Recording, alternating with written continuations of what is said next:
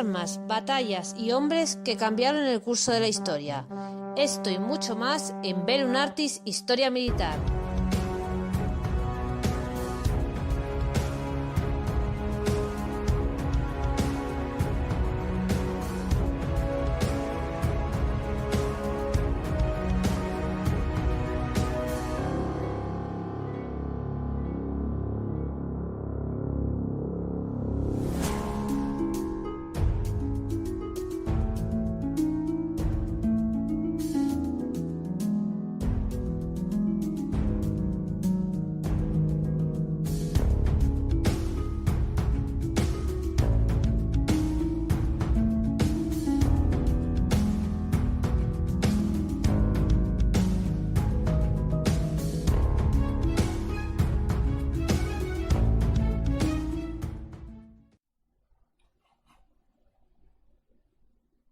Se produjo una considerable migración hacia Roma cuando los hunos empujaron a las tribus bárbaras, entre ellas los vándalos, al sur y al oeste, hacia el Imperio Romano, a partir de la década del 370 después de Cristo.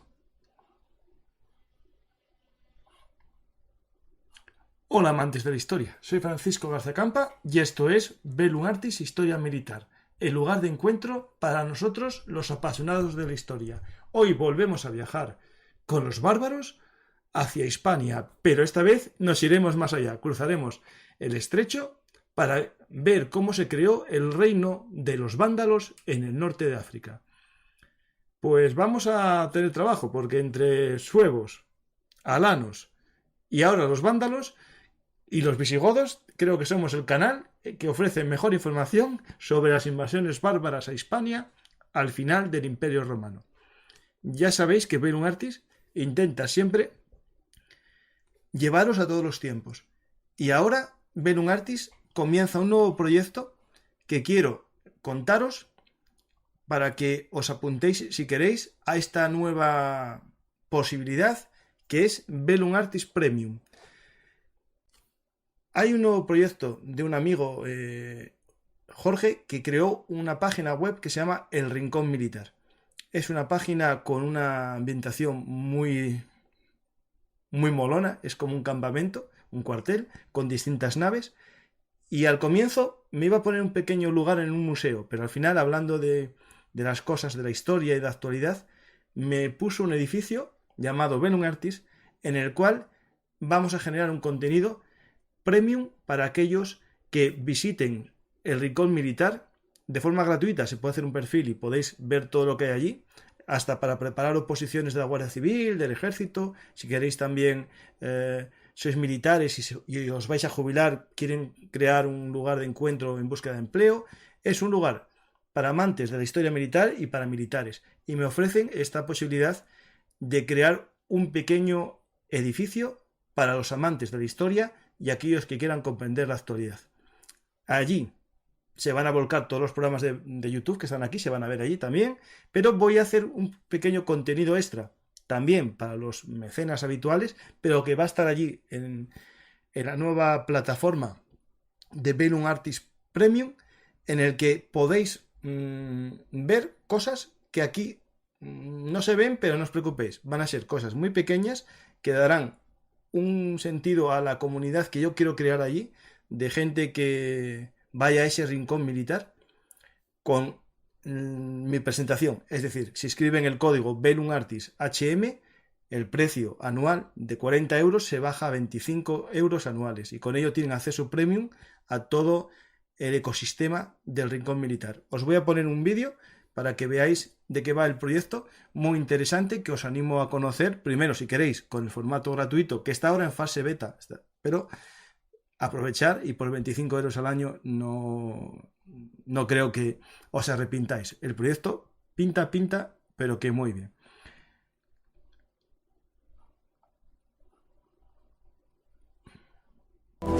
¿Estás buscando una experiencia completa en el mundo militar? Bienvenido a Rincón Militar.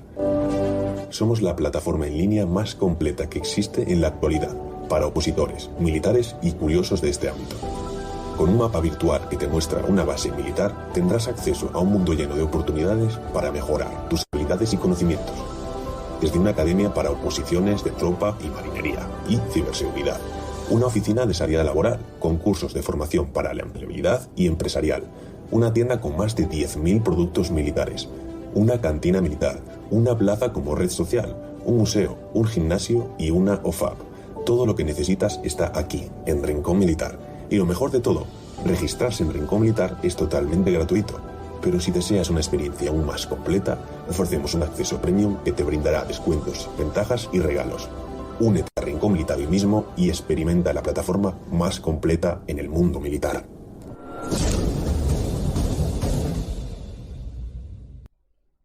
Y aquí viene lo interesante, que es la promoción para vosotros, los seguidores de Velum Artis, con un descuento extra, pero aparte ya el contenido pro. Pues vamos a recordar Rincón Militar y Velum Artis HM como código y probarlo, y seguro que os va a gustar esta nueva inclusión en el mundo, digamos, de la divulgación. En este caso dirigido a gente militar, pero también a aquellos que les guste todo lo que tiene que ver con lo militar. Empezamos este programa de hoy con nuestro amigo Zoilo, que ya conocéis muchos de programas anteriores sobre los bárbaros. Siempre que queremos hablar de gente bárbara, melenuda, con barbas, que no era así, pero vamos a ponernos esa imagen, está Zoilo por medio. Está este canario que tiene alma nórdica, es un poco godo, y siempre que nos llevó, comenzamos juntos con los vikingos, las conquistas vikingas en España ya, en la España. Después nos pasamos a los alanos, después a los suevos y ahora a los vándalos, ¿no? Pues vamos a conocer a estos hombres y mujeres. Estamos cerrando el círculo bárbaro. Sí. Con la verdad.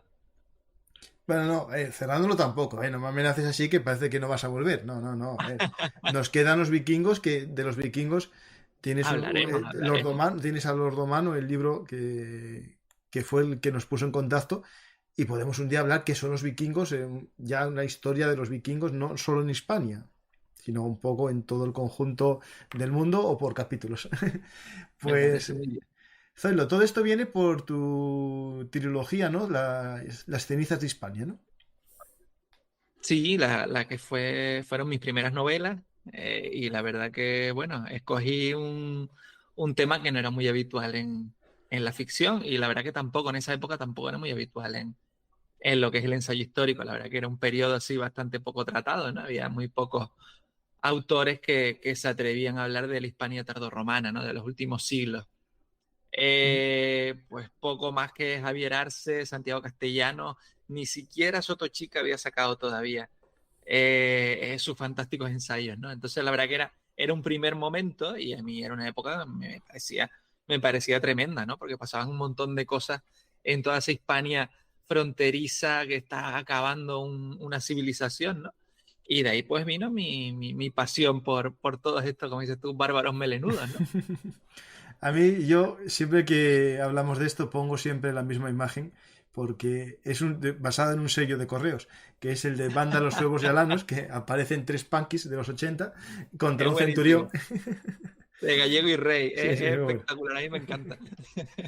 Y yo me veo en ese romano, pobre. Yo estaría pensando, bueno, en el fondo somos amigos, que tenemos los 4 cresta, ¿eh?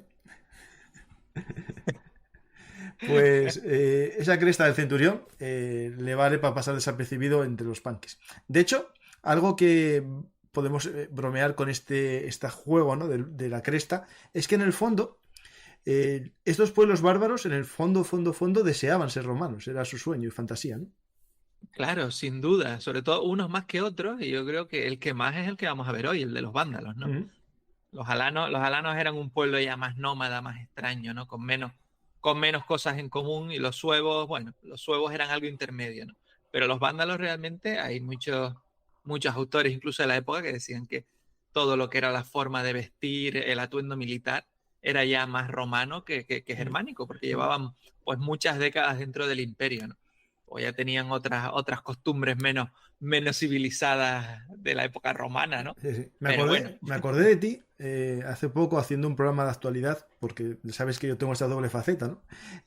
Hablando de Georgia, cuando hablamos de Osetia, dije yo, a ver, esto, primero que hablar de Alania, y para eso hablo de Zoilo, el programa que hice con Zoilo sobre los alanos, porque ahí están los alanos que se quedaron más cerca de casa. Esos fueron los que no Sí. se marcharon, sí, señor.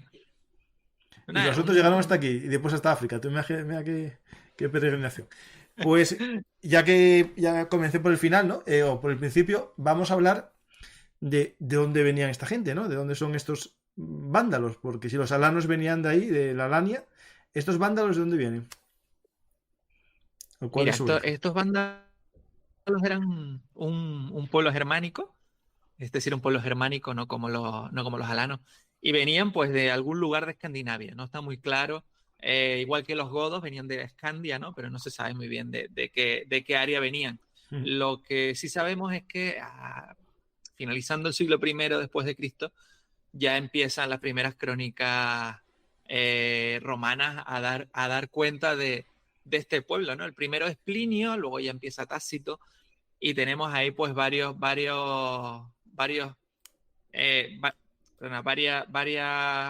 hitos donde ellos van apareciendo hasta las guerras marcómanas, ya en el siglo II, donde ya empiezan a ser bastante habituales como vecinos del imperio, ¿no?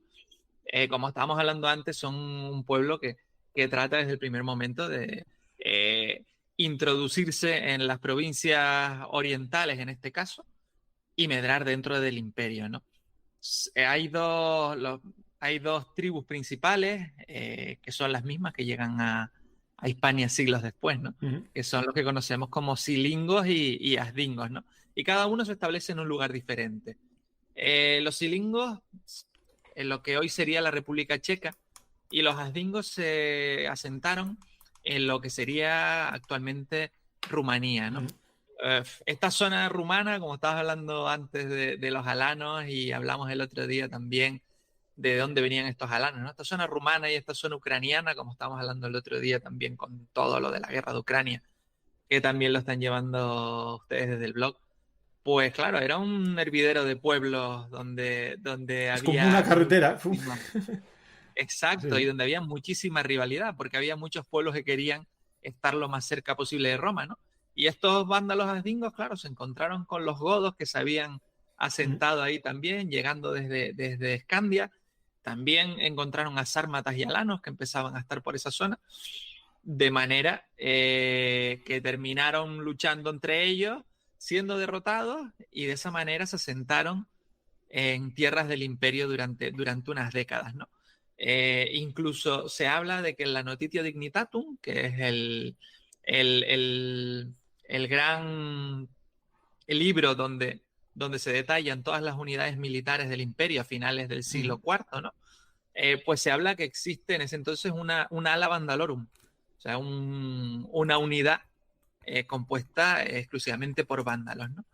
Y pues estos fueron los asdingos que en este momento, pues en el siglo IV, después de ser derrotados por los godos, terminan firmando un tratado con los romanos y asentándose en este caso en Panonia, ¿no?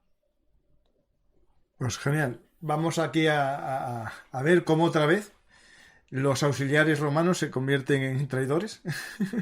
Es algo que estamos viendo a menudo. Les abren las puertas, les convierten en soldados y después cambian de bando, ¿no? Alguien dirá que soy un poco reaccionario, pero la realidad es que los romanos, los pobres, tuvieron mala suerte con las tropas, digamos, numeri que contrataban, ¿no? Pues digo numeri porque en este momento ya más que auxiliares, porque auxiliares se les entrenaba a luchar a la manera romana, en este momento más bien son numeri o foderati, ¿no? Es decir, con una especie de contrato, ¿no?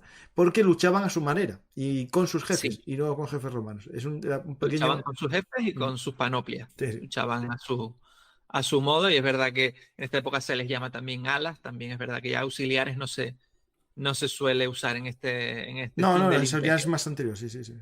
Sí, Y sí, ala, sí, y sí. ala es, normalmente se usaba más para las de caballería. Y en Sí, estos momentos, sí. como casi todas las unidades son más bien un componente de caballería, pues bueno, porque la guerra iba de un lado para otro y los ejércitos había que moverlos rápidamente de un lado para otro, el componente de caballería a partir del siglo III, por ahí, comienza a generalizarse mucho. Y es importante eso, que el término ala se convierta al final casi en el término más habitual para una unidad militar, ¿no? Pues Sí, sí. tenemos ya a esta gente aquí picando la puerta, ¿no? Sí, sí, los Entraron tenemos ya, dentro ya ya. entraron algunos ya. ¿Y cuándo ya entran a Ariete ya?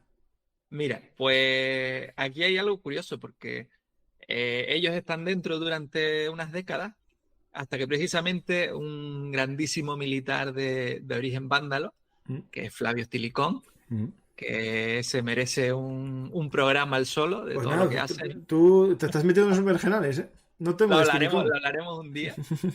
Pues Flavio Stilicón es un personaje crucial en en el último siglo del imperio, ¿no? En los últimos años del siglo IV y los primeros del siglo V, ¿no? Este hombre, su padre es de origen vándalo, su madre es romana. Se supone que hija de un gran senador y de esta manera pues tiene una carrera militar tremenda, ¿no? Desde la batalla de Adrianópolis en adelante, ¿no? Pues este hombre que llega a ser Magister Militum durante muchos años y llega a ser pues el hombre más poderoso del occidente romano, es justamente el que expulsa a los vándalos de sus tierras, ¿no? Ujú. Es un hombre que tiene también una tormenta perfecta en que multitud de pueblos se abaten sobre las fronteras del imperio y uno de ellos pues son los vándalos a los que termina expulsando y mandando al otro lado del Limes, ¿no?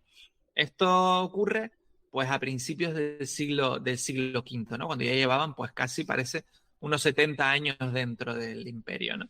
Claro, de esta manera se vuelven a reunir asvingos y silingos, en este caso a las puertas otra vez, y es justo en el momento previo al gran paso de pueblos bárbaros a las provincias occidentales, ¿no? Que es lo que hemos visto. La verdad que esta historia se repite siempre porque la hemos visto tanto en el programa Alanos Sí, como sí. Suevos como Vándalos, porque siempre hemos hablado que los tres han ido de la mano, ¿no? Llevan juntitos Y todos. volvemos, Sí, sí.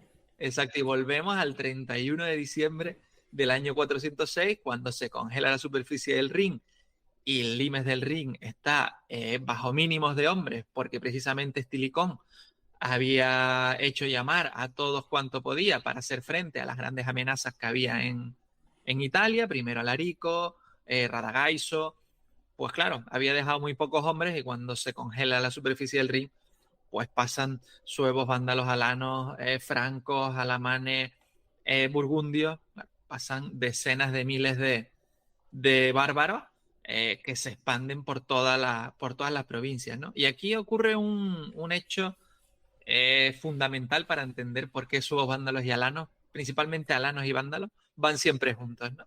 Ujú. En el primer momento en el que los vándalos consiguen atravesar el Rin, se dirigen a la gran ciudad de Treveris, ¿no? Una de las urbes más importantes del imperio en esa época. Lo cierto es que allí los francos federados, una de las tribus francas federadas de Roma, les hace frente y los derrota de forma estrepitosa. Y solo es gracias a la aparición de los jinetes alanos con su rey Respendial, que es justamente el que lleva los suyos a la península ibérica, por lo que los vándalos no son totalmente exterminados, ¿no? Y de esta manera, pues se forja una alianza entre alanos y vándalos Ujú. que en adelante siempre serán aliados, ¿no? Que es algo muy poco habitual dentro de las tribus bárbaras, porque las tribus bárbaras, pese a lo que vamos a pensar, eran muy refinadas también y eran muy de traicionarse y de hacer embajadas y de hacer quedar mal al otro y aprovechar el momento de debilidad para caer encima por mucho que fueran aliados, ¿no? Esto no ocurre nunca Pero sí entre alanos y vándalos. Zoilo, había un fenómeno que yo, bueno, lo leí, bueno, lo observé escribiendo mi libro sobre Cayo Mario.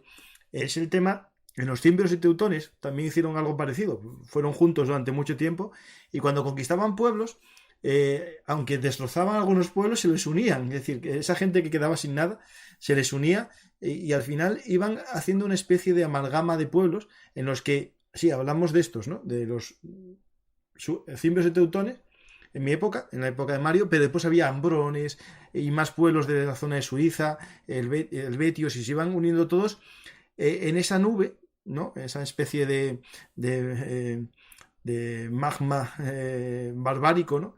En el que tiene un objetivo que es saquear, ¿no? Y al final, o conseguir nuevas tierras, ¿no? Eso le pasaba también a los suevos, ¿no? Y a los vándalos. Es decir, iban juntos, pero con ellos irían otros pueblos pequeñitos que ni nos acordaremos de ellos ni sabremos sus nombres, ¿no? El ejemplo claro es el de los Visi, ¿no? El de los Ujú. visigodos, que es lo que dices tú, claro. Los visigodos realmente cuando llegan a la península habría godos tervingios y habría godos greutungos, pero claro, había un montón de pueblos con ellos. Habría romanos también, traidores, había taifales, había lanos, había de allí por donde pasaban esclavos liberados, ¿no? Ese es el ejemplo máximo. Vándalos y suevos eran un poquito más especiales, eran bastante, podríamos decirlo, bastante más clasistas, y los alanos aún más, Pero entre ellos no se porque mezclaban tampoco, ¿no? Juntos, pero no entre mezclados. ellos no, ni siquiera cuando se reparten la península ibérica, alanos y vándalos se separan, se Sí, llevan muy sí. bien, pero se separan y oye, si hay algún momento de tensión y es necesario, nos unimos. Pero solo se llegan a unir en el momento ya de casi exterminio de los alanos, ¿no? El momento donde ya se unen definitivamente. Pero era que eran pueblos, podríamos decir, no exactamente, pero menos cosmopolitas que los godos, ¿no? Ujú. Que son el ejemplo que tenemos máximo de cómo aprovechar todo lo que encontramos para aumentar la fuerza del pueblo, ¿no? De la gens. Ujú. Pues nada, nos quedamos en que habían llegado a la Galia, y estos tres pueblos permanecen en la Galia durante 3 años, bueno, sí, 407, 408 y 409. Realmente no tenemos mucha idea de qué sucedió esos 3 años. Se sentaron en Aquitania, en la zona sur, ¿no? Entre Tolosa, Burdigala, toda esta zona cerca de los Pirineos. Y realmente no hay evidencias arqueológicas de lo que pasó, pero es verdad que como en todo sitio, como también ocurre en la península ibérica, pues algunos obispos reflejan en sus obras pues un cuadro desolador de todo lo que supuso la llegada de estos pueblos a la fértil y romanizada Galia, ¿no? No tenemos evidencias, pero eso es lo que se ha dicho, ¿no? Y Ujú. este fue el paso previo al gran salto a Hispania. Pues vamos ya a pasar, ¿no? La cordillera. Que en No. otros programas estuvimos hablando alguna vez del tema de que en la antigüedad y justo al comienzo, a lo mejor un poco de las invasiones, había zonas, ¿no? De vigilancia en los caminos de acceso a Hispania, ¿no? Por la cordillera pirenaica. Yo, hablando con Yello sobre el tema, bueno, en el caso de él, del Reino de Asturias, ¿no? Y el caso de él era la batalla de Covadonga. Estuvimos juntos en una exposición y era la cordillera cantábrica, y algo que ya habíamos hablado muchas veces él y yo, y que en Asturias es cierto.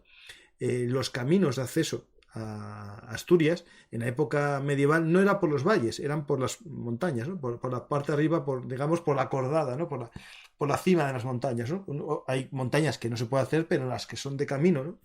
Se hace así, ¿no? Hay un camino que va por las cumbres, ¿no? O por las laderas, no en el valle, porque el valle te emboscan, ¿no?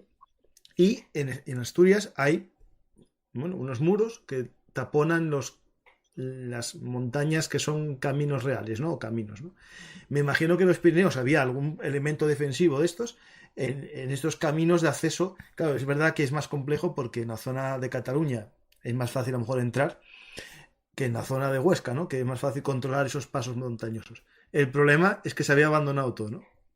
Sí, lo que dices tú, había varias unidades establecidas en los pasos de los Pirineos, que se llamaban Honoriaci o Barbari. Uh-huh. Vale, estas unidades, claro, este principio del siglo V es tremendo en Roma, ¿no? Es tremendo por los bárbaros, pero es tremendo también por la cantidad de usurpadores que salen de cada provincia, ¿no? Y claro, Hispania al final no permanece ajena a esto, ¿no? Y justo antes de la llegada de suevos vándalos y alanos, uno de los usurpadores así más importantes de estos primeros años, Constantino, que venía desde Britania, Uh-huh. es también famoso porque es el que se lleva todas las tropas, casi todas las tropas de la isla de Britania, ¿no? Pues este señor llega a la Galia y él realmente quería llegar a Roma y deponer a Honorio, ¿no? Y él quedarse como emperador. Pero claro, se dio cuenta de que tenía detrás a su espalda la península ibérica y no quería arriesgarse a tener a sus enemigos detrás mientras él iba a Italia, ¿no? Entonces ahí manda a su hijo Constante y a uno de sus generales, Geroncio, lo manda a conquistar la península ibérica. Y lo primero que hacen es luchar contra estos honoriazi y añadirlos a su hueste, ¿no? Claro, a partir de ahí llegan a la península ibérica derrotan a los parientes de Honorio, que era el emperador. Honorio, su padre era Teodosio el Grande, que era de origen hispano, pues claro, tenían su familia en Hispania. Constante y Geroncio derrotan a los parientes de Honorio y se hacen con la península ibérica. ¿Qué es lo que ocurre? Que de repente Geroncio no cambia de bando porque no se va con Honorio, pero se da cuenta que igual no le conviene quedarse con Constancio, sino él ser realmente el que dirija al nuevo emperador, hacer una usurpación nueva. Y entonces, cuando Geroncio se queda en la retaguardia, mientras Constancio va a luchar a Italia, Geroncio aprovecha y él mismo insta a un romano de Tarraco, de nombre Máximo, a declararse usurpador. Ese es el momento en el que se llama a suevos, vándalos y alanos. Aprovechando que hacían falta tropas, pues saben que hay tropas experimentadas al otro lado. Y pues son Geroncio y Máximo quienes los llaman a filas, ¿no? Pues Mala suerte para ellos. Zoilo, todo el mundo habla de que a los visigodos se les llamó para eso, pero muy poca gente en el imaginario popular, ¿no? Se sabe que les llamaron también. Es decir, al final, cosas de la vida, pero las invasiones españolas de España, o España, quiero hacer un poco así una broma, pero seria. Todas fueron llamadas, los suevos, los vándalos, los alanos, los visigodos, los franceses también con permiso, los árabes, musulmanes, también. O sea, es cíclico. Hay que tener mucho cuidado a quién llamamos para que nos ayude. No, es que me río, pero es que piénsalo bien, ¿eh? O sea, todas las invasiones que tuvimos. Sí. Es algo que se repite habitualmente. Sí. Y en este caso, no fueron muchos años, salvo en el reino suevo, pero causó un estupor entre los que vivían en la península ibérica tremendo durante décadas, ¿no? Y realmente lo que tenían era que haber ayudado a Geroncio. Pero Geroncio, antes de que llegaran, decidió atacar la retaguardia de Constancio y fue derrotado. Y entonces cuando llegó a la península ya él mismo no tenía tropas, es más, lo asesinaron los pocos hombres que le quedaban y ya de repente pues ya, claro, había pues casi 300.000 bárbaros 200.000 bárbaros dentro del suelo de la península, que ya, es más, habían hasta repartido las provincias. Claro, lógico. Ya estaba hecho, ¿no? Dentro de su ignorancia se habían repartido las provincias. Porque a ver, tú cuando abres la puerta de tu casa a alguien, se reparte en tu casa, o sea, eso todo por seguro. Pues eso fue lo que pasó. Y claro, cuando llegaron, poquito después también llegaron los godos también. Antes de que los godos fueran federados y se asentaran en la Galia, primero estuvieron en la ciudad de Barcelona, ¿no? En Barquinona. Y bueno, ahí tuvieron un primer encontronazo, ¿no? Porque vemos 4 pueblos bárbaros dentro de la provincia más, podríamos decir, más occidental del imperio, ¿no? Los vándalos se dividieron en silingos y asdingos, se separaron. Los vándalos asdingos se quedaron en la Galaesia, en el noroeste de la península. Los vándalos silingos se quedaron con la Bética, que era una provincia de las más ricas no solo de la época del primeros del imperio, del principado, sino ya de finales. Córdoba era de las primeras ciudades Claro. romanas. Claro. Córdoba nunca llegaron a conquistarla, porque Córdoba era Sí, un pero bueno, lugar digo que así. era del Valle del Guadalquivir, era lo más Claro. rico de la historia. De hecho, Córdoba Claro. que se creó una especie de federación, ¿no? Una especie de Sí, federación. Córdoba fue gobernada por su propia élite hasta que la conquista Leovigildo en el año, creo que era 500, no me acuerdo si era 570, 585, creo que 585, ¿no? No, 575, no recuerdo mucho. Pero claro, está durante más de un siglo y medio autogestionándose, ¿no? Córdoba y otros enclaves, ¿no? Estos silingos están en la Bética, los alanos se quedan con la cartaginense y con la lusitania, que eran provincias enormes para muy poca gente, y los suevos se quedan junto con los asdingos en Galicia, ¿no? Mientras los godos están en Barquinona. Claro, este caldo de cultivo de tantos bárbaros en un mismo sitio termina explotando por algún lado, ¿no? Realmente los vándalos tratan de aprovecharse un poco de los godos, vamos Ujú. a decirlo así. Los godos están pasando pues un momento complicado, tienen problemas de habituallamiento, son enemigos del imperio porque, bueno, acaban de raptar a Gala Placidia, acaban de saquear Roma, ¿no? Acaban de venir para el oeste. Y los vándalos tratan de aprovecharse y venderles trigo a precios desorbitados y tratan de ganarse el favor del emperador romano para expulsar a los godos, ¿no? Realmente le sale al revés. Al final, Honorio lo que decide es ganarse a los godos en contra del resto de pueblos bárbaros asentados en Hispania, ¿no? Y es Valia, el rey godo, el que se encarga de cumplir las órdenes de Honorio, ¿no? Valia, en primer lugar, se dirige a la Bética y destruye la resistencia silinga, casi de forma absoluta, y al año siguiente destruye también la resistencia alana, ¿no? De manera que los supervivientes de estas dos tribus, de estos dos pueblos, terminan emigrando rápidamente hacia el norte, hacia la Galaesia, para unirse a sus hermanos asdingos, ¿no? Que es el momento en el que estos tres pueblos se reúnen ya de forma definitiva hasta el final de su aventura, ¿no? Los godos, por medio de este trabajo, lo que consiguen es hacerse federados del imperio y asentarse precisamente en Aquitania, ¿no? En ese momento, en lugar de seguir contra asdingos y suevos, el emperador les dice que está bien, que han llevado a cabo su misión, que los asienta y que son federados, ¿no? Quedan entonces solo suevos y vándalos asdingos, y además están juntos en la Galaesia, están juntos en un lugar muy pequeñito y relativamente pobre, ¿no? Aquí solo puede quedar uno.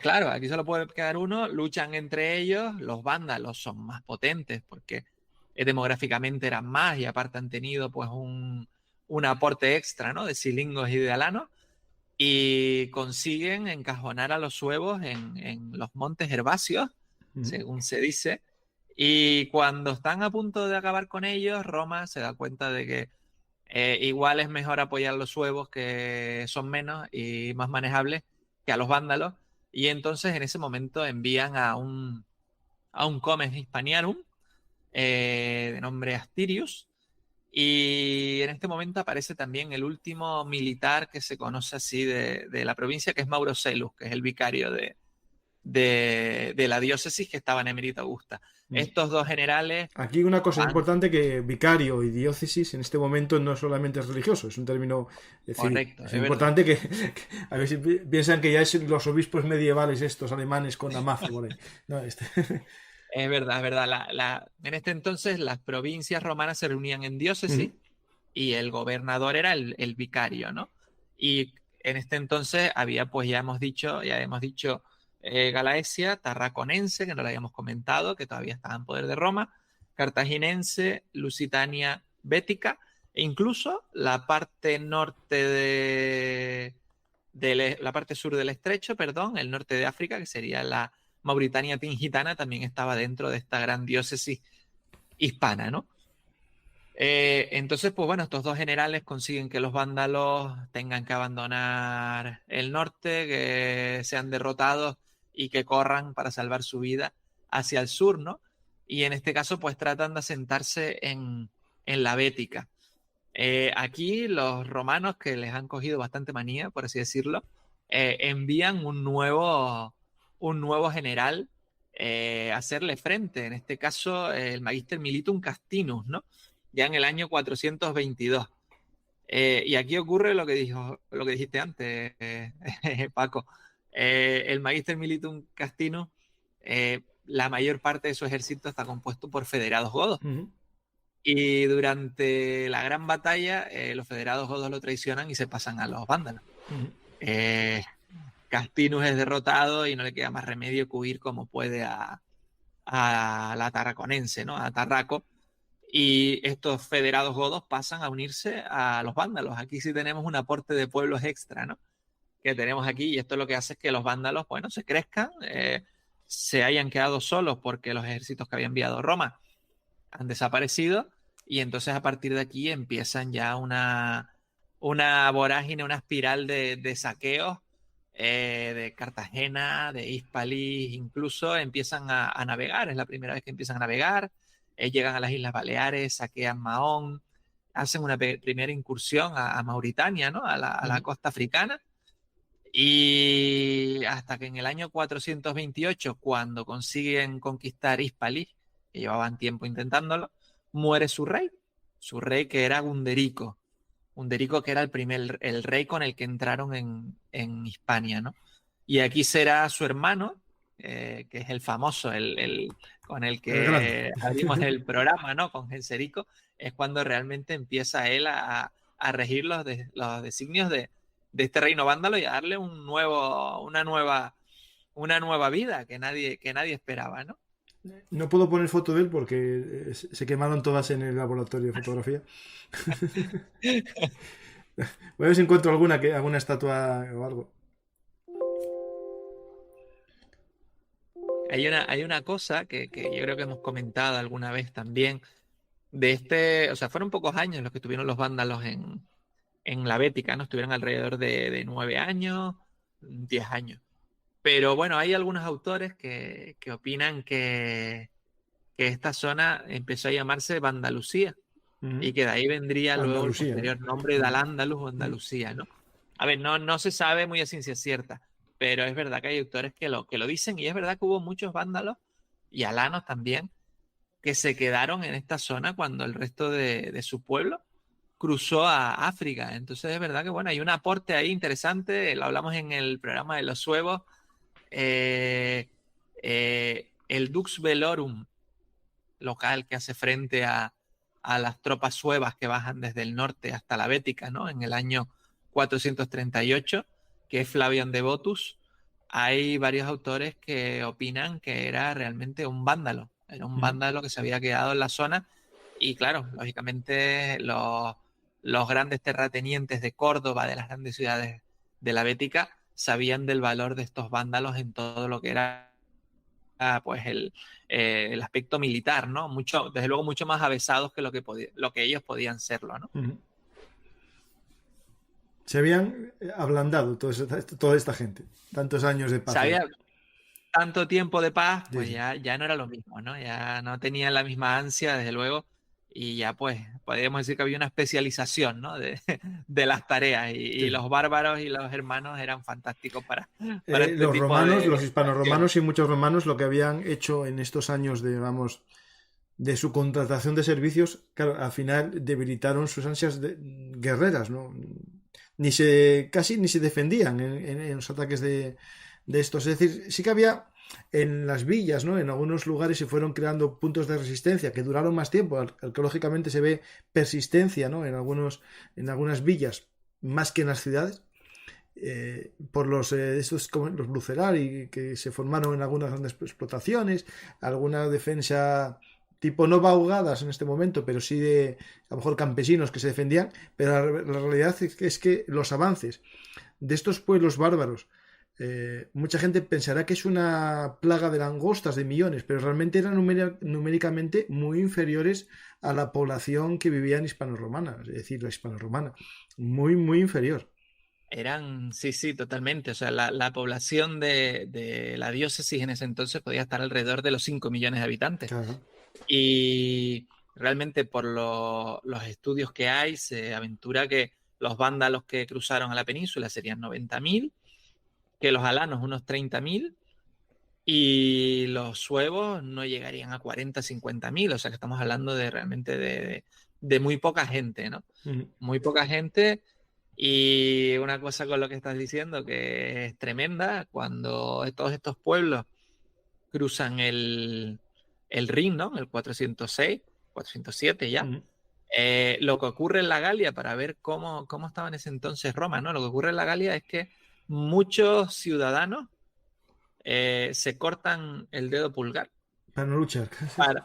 para no tener que ser llamados a filas, para no poder coger la lanza y no poder coger la espada, ¿no? Claro, y esto ocurre en muchísimos sitios, es tremendo, ¿no? Como rehuyen totalmente el enfrentamiento. Esto pasó en los momentos así, por ejemplo, en la época de Cayo Mario, justo un poco antes de él, pasaba, pero era más entendible, porque eran cuando los ciudadanos propietarios, pero sobre todo la clase más baja, ¿no? Tenía que ir a la guerra, pero una guerra que era en Hispania para conquistar y te pasabas 3 años ahí, es entendible que te cortes un dedo para no ir ahí.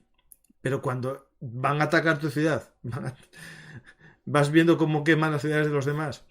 Es una situación un poco extraña, ¿eh? Pero bueno, no digo que no, porque como dirán la gente mayor, no digas no cómo es la historia esta, ¿no? Ojos vieron que verán, algo así. No sé, ¿qué veremos nosotros si pasase eso? ¿Qué veríamos nosotros si pasase eso en España? Yo ya... No apostaría no, por tampoco. nada, la verdad. Y con lo que estás diciendo de las ciudades, es verdad que las ciudades generalmente lo que hacían era pues pagar tributo para que los bárbaros siguieran de paso, ¿no? Cuando los bárbaros, además, no eran nada duchos en todo el tema de asedio, ni en poliosértica, claro. Entonces realmente solo podían acceder a las ciudades pues si había una traición o un asedio, pero los asedios generalmente no los hacían, porque claro, eso implicaba que tenías que tener un tren de suministro grande y estos pueblos vivían casi permanentemente en movimiento, ¿no? Y dentro de todas estas acciones bélicas que hay en la península, es curioso porque de las grandes ciudades y las derrotas que sufren estos pueblos, realmente yo creo que una de las más interesantes es ya contra los visigodos, ¿no? Creo que en el año 458, creo más o menos, 457. Y no es ninguna gran ciudad la que los derrota, sino es un pequeño castellum, que es como lo llamaban ellos, ¿no? Un castro, que es el castro cobiacense, que es Valencia de Don Juan actualmente. Bueno, míralos. Sí, y ellos derrotan a las tropas que en su momento habían derrotado a Atila 7 años antes, ¿sabes? Y es curioso que sea un pequeño lugar, un pequeño rincón el que coja y derrote a estos guerreros cuando otras grandes ciudades fueron o bien saqueadas o bien pagaron para que continuaran su camino, ¿no? Pues los de Valencia de Don Juan no pueden todos los veranos con la plaga de asturianos que van allí. Eso no pueden. Eso no lo puedo saber, pero en Asturias hay una cosa que se llamaba antes, los mineros lo hacían mucho, que era ir a secarse, ¿no? De la humedad asturiana se iban en verano y el lugar más típico es Valencia de Don Juan. Wow. Que hay un castillo ahí que está, bueno, en medio. Sí, el castillo. Eso, sí. Exacto. Pues hay cosas de la vida, no pudieron con los asturianos de origen celta también. Qué bueno. Pues mira, no, mira, voy a hacer un día un short para dar a conocer mundialmente a Valencia de Don Juan. Pues sí, mira, yo en las novelas, en la trilogía, es una parte muy importante, porque fue cuando yo estaba mirando todo lo que ocurría en la época, fue algo que, claro, como novelista te llama un montón la atención, ¿no? Sí. Y ya te dispara un poquito la imaginación, porque tú dices, pues, un sitio pequeño, un sitio que tal, donde o sea, el ejército de Teodorico entra, derrota a los suevos, conquista todo lo que se encuentra por delante y de repente un pueblito ahí en medio derrota a estos grandes guerreros, ¿no? Pero que nadie, pero importante, que nadie piense que está en una montaña inaccesible, no, es es un poco un río y una llanura. Voy a ponernos una foto aérea para que lo veáis, que tampoco es que es un parte del castillo que está un poquito más elevada. Sí, pero un poco más elevada, pero bueno. Pero no es inaccesible, no es inaccesible e inexpugnable, no.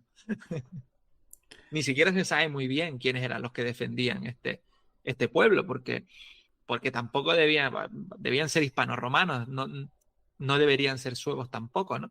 Hay que pensar que Astorga, que estaba al lado, está muy cerquita y era una de las grandes ciudades de la época, las tropas de Teodorico la saquean y destruyen todo lo que encuentran a su paso, ¿no? Un par de días antes. Ujú.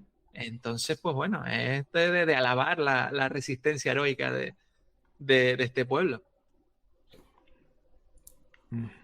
No consigo fotos. Si no, me voy al Google, pero bueno, si no, que la gente busque Valencia de Don Juan. Ahí está, Sí. esta imagen sí que es un poco, esta sí que es impactante, esta que estoy poniendo ahora desde el río, sí que se ve una altura bastante elevada. Y también bueno, hay que ver con mataciones de tal, a lo mejor era peor todavía antes. Sí, puede ser, ¿eh? La parte del castillo sí era la zona elevada, Sí, sí. pero es verdad que no está en una zona montañosa, pero bueno, Sí, tenía bueno, lo una justo para cierta. que, sí, para frenar un avance de alguien, sí. Sí, alguien sobre todo que no tiene lo que hablábamos antes, que no tiene Por estética. conocimientos de máquinas de asedio, ¿no? No Mm. como los hunos que sí lo tenían, ¿no? Esta gente no tenía. Entonces, bueno, ahí hacían lo que podían con escalas y poco más. Pues ahí lo tenéis, y si no, vais un día hasta allí. Me parece bien. Pues Hay que mira ir. qué cosa más buena esta.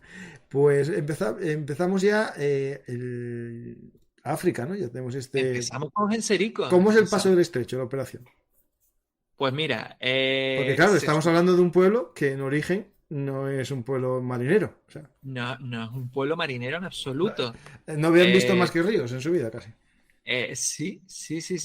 No, es un pueblo, vamos, es una de las cosas curiosas, como tantas otras que nos da la historia, ¿no? Pero es verdad que son como sus primeros pinitos, ¿no? El primer pinito fue ir a Mahón, ir a Mauritania, y aquí lo que se supone que hacen es requisar todas las naves que hay en el sur de la península, porque es verdad que en ese entonces, pues, habían conquistado Hispalis, habían saqueado Cartagena, y entonces podían tener a disposición navíos suficientes, ¿no?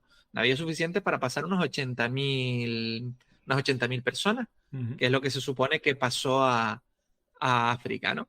Me Habíamos visto que imagino eran que 90.000. era como una operación círculo, un taxi. Es decir, no Claro, todos una vez, claro. van dando vueltas. Es decir, eso No ven en ahí una vez, no, eso tenía es. que ser varios días, ¿no? Tenía que ser como, por ejemplo, cuando los godos atraviesan el Danubio para entrar en el imperio antes de Adrianópolis.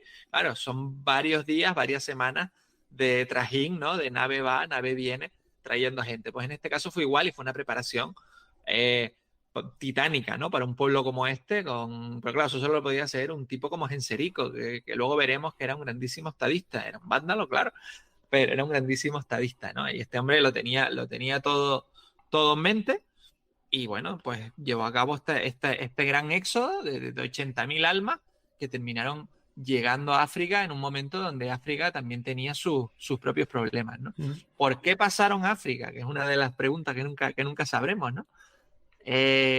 Bueno, a ver, una cosa que parece clara es que África es mucho más difícil que tengas competidores que en Hispania. Claro. Ya los vándalos habían visto que en Hispania ya estaban los godos por encima, los suevos al lado, que los romanos alguna vez podían llegar.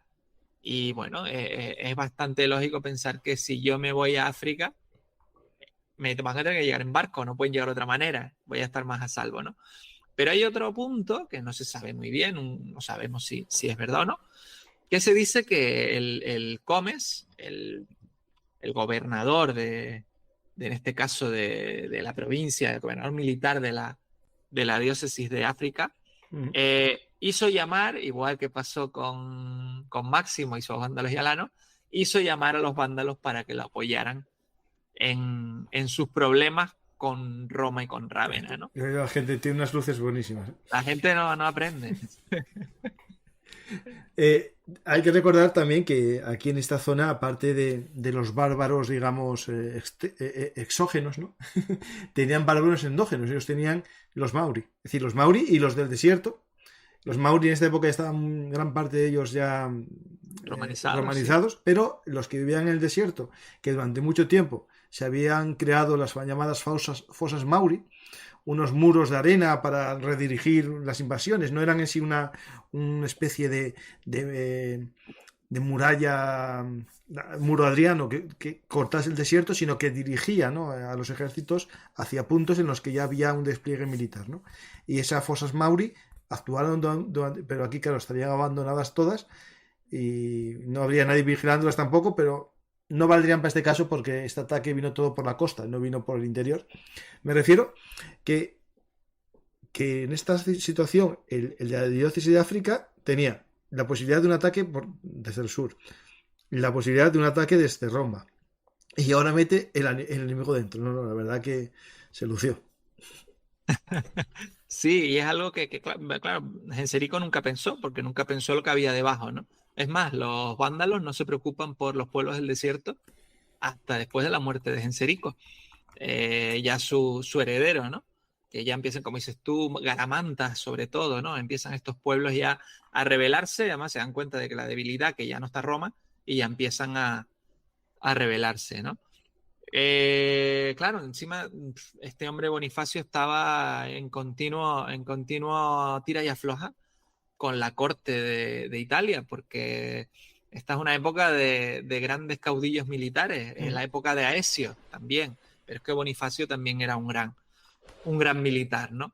Y en todas estas estaba Gala Placidia, la gran Gala Placidia, que era la hermana del antiguo emperador Honorio, que en su momento la raptaron, también sería también para hacer un programa de ella. La raptan los godos cuando saquean Roma, se la llevan, se casa con Ataulfo, Sí. luego la recuperan, ¿no? Y además ella es muy intrigante, ¿no? Y ella es un poco la que promueve también pues esta competición entre los distintos generales para ver quién está más de su lado, ¿no? Y entonces pues Bonifacio primero parece que se enfrenta muy poco a Genserico. Genserico rápidamente pone sitio a una de las grandes ciudades de la diócesis, que es Hipona, Hippo Regius, ¿no? Aquí estaba yo ya buscando fotos. De Hipona porque aquí está el gran San Agustín de Hipona. El santo, el gran San Agustín de Hipona. Uno de los, digamos, ¿cómo tiene un nombre? Padres de la Iglesia o doctores de la Iglesia. Padres de la Iglesia. Uno de los padres de la Iglesia, y que tiene, desde mi punto de vista, tiene bastantes similitudes, aunque no es un padre de la Iglesia, con Idacio, que es el obispo de Aquae Flavia, de Chávez, que es el gran cronista hispano de la época de lo que ocurre en Hispania. Pues San Agustín, hasta unos meses después de la llegada de Genserico, que fallece, también es el gran cronista, y sobre todo también, al igual que Idacio, entiende que la llegada de estos pueblos bárbaros es la llegada del fin. Sí, y un castigo de Dios. Divino, ¿no? Claro, en un sitio la provincia de África, sobre todo la costa, como dices tú, el interior era un poquito más complicado por las razzias que podían hacer los pueblos nómadas, pero la costa era un sitio totalmente pacífico y muy comercial, y además una zona bastante rica. En este entonces todo el norte de África era uno de los grandes graneros que suministraba a Roma, ¿no? Entonces, pues claro, que de repente te lleguen 80.000 tipos rubios de ojos azules. Bueno, tampoco me los mitifiques tanto. Mejor había de todo, ¿eh? Que cuando estuve en Suecia... Había de todo, pero vamos, la diferencia con lo que era África era bastante evidente, ¿no? Sí. Total, que San Agustín muere durante el asedio, ¿no? Una cosa importante, hablando de esto de las invasiones bárbaras, ¿no? Uno de los legados más importantes que deja San Agustín, aparte de sus obras de ética, incluso de conceptos de derecho de la guerra justa, que yo lo utilicé en un libro que algún día acabaré, es la ciudad de Dios, ¿no? Que es como un desarrollo de pensamiento filosófico, ¿no? De cómo sería la ciudad ideal o la ciudad de Dios frente al mundo que se espera, ¿no? Ese mundo que viene de barbarie, que pone fin a lo más bueno que vio la humanidad, que fue el Imperio Romano en aquel momento, y claro, se plantea dudas existenciales todo el mundo, ¿no? Es decir, no digo que fuese el milenarismo del fin del mundo, ¿no? Pero sí, por lo menos, el fin de la paz en la humanidad, ¿no? Y entonces se ve esa visión del mundo de Dios, ¿no? La ciudad de Dios. pero es muy importante. Hay una frase que tengo aquí que me llamó mucho la atención, la acabo de encontrar para citarla, creo que es muy, muy buena. Espera, que la encontré. Aquí está. Acabar con la guerra mediante la palabra y buscar o mantener la paz con la paz y no con la guerra es un título de gloria mayor que matar a los hombres con la espada. Es interesante esto que dice, pero él nunca niega tampoco el uso de la fuerza. Es decir, él dice que lo mejor es lograr todo para que la gente viva en paz mediante la paz, pero después tiene un razonamiento teológico muy potente sobre la guerra justa, ¿no? Cuando una guerra es justa y se puede hacer en nombre de Dios o sin que sea un pecado matar gente, ¿no? Es decir, es muy, muy interesante la obra de San Agustín, que ahora la gente, como que el mundo apareció, no sé, el Renacimiento y todo el pensamiento previo desapareció en el espacio-tiempo, ¿no? Pues no, para la gente que quiera saber, San Agustín de Hipona para mí es uno, digamos, de los pilares del occidente. Sin duda, Sin duda. sin duda. Y hablando de San Agustín, hay un detalle que va a ser crucial en todo el reinado de Genserico y en adelante, que no hemos hablado, que son los diferentes credos cristianos de la época. Uh-huh. San Agustín, nosotros podríamos decir que era católico, en ese entonces no se llamaba católico, pero era el credo aceptado por Roma, el credo niceno. Y en cambio los vándalos eran cristianos, pero venían influenciados por lo que se llamaba la herejía de Arrio. Eran arrianos, ¿no? Eran arrianos, llevaban muchísimo tiempo siendo arrianos, ¿no? Otros pueblos, como los visigodos, también se convirtieron primero al arrianismo y luego, pues, mucho más tarde, con Recaredo, ya se convirtieron al catolicismo, ¿no? En este caso, los vándalos, Genserico nunca se convierte al catolicismo. Es más, es bastante poco transigente con los obispos católicos, en este caso como San Agustín, ¿no? Cosa que los visigodos, por ejemplo, eran bastante más permisivos. En este caso no. Es uno de los problemas que tienen con la población local. Y bueno, con Agustín en su momento, ¿no? De San Agustín hay que recordar que una de sus obras más importantes es las herejías, o contra las herejías. Y bueno, se dirige a todas las herejías que había en aquel momento, los arrianistas, por supuesto, los donatistas, también los maniqueístas, que no es en sí una herejía cristiana, pero sí que tiene mucho poder en la zona oriental, y contra los pelagianismos. El pelagianismo, que bueno, es un Pelagio en España tuvo cierta importancia, porque era de por aquí, y el pensamiento de él, al contrario que la defensa que hace el catolicismo, es de el perdón de los pecados, ¿no? Por la gracia de Dios, mientras que los pelagistas hablaban más bien de la acción, ¿no? Es decir, que tus actos, bueno, tú te mereces o no el perdón con tus actos, que también el catolicismo lo hace, ¿no? Pero siempre hay la redención por la gracia de Dios al final, que puede perdonarte algunos actos por gracia, ¿no? Cosa que los pelagianistas lo negaban, ¿no? Son detallitos al final. Son detalles pero muy interesantes. Muy pequeños, ¿no? Como para que al final fueran herejes. Pero es verdad que claro, todo lo que se salía del credo oficial iba fuera. Y otra de las grandes herejías importantes en la península ibérica, por ejemplo, por lo que estás diciendo, fue el priscilianismo también. Sí. De Prisciliano, que fue un religioso, en este caso creo que de Galaesia, y que tuvo muchísimos seguidores, sobre todo mujeres. Pero creo que Prisciliano tenía algo que con los pelejistas. Puede que bebiera de las enseñanzas de Pelagio, pero es verdad que en la zona de Galaesia se les llamó priscilianista. Bueno, Prisciliano creo que lo quemaron. Sí. Incluso. Pero yo creo que deriva de él. Me parece, ¿eh? Me suena a mí que sí, cuando estudié en su momento los dos tochos de historia antigua medieval, que cuando lo estudié me desesperé con los Reyes Godos. Yo sé que los estudié todos. y si saco y creo que por eso...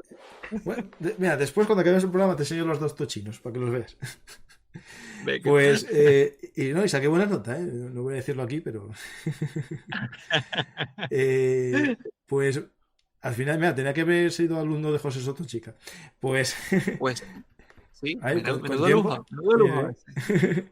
Pues vamos a ver cómo una vez que cae Hipona, ¿no? Comienza ya el reino vándalo de África, ¿no?